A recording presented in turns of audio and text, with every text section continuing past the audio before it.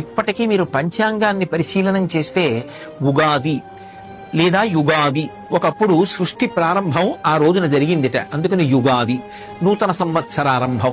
అందుకే ఆ రోజున అభ్యంగన స్నానం ఆచరించి నూతన వస్త్రధారణ చేసి రాజదర్శనము అని పంచాంగంలో రాసి ఉంటుంది.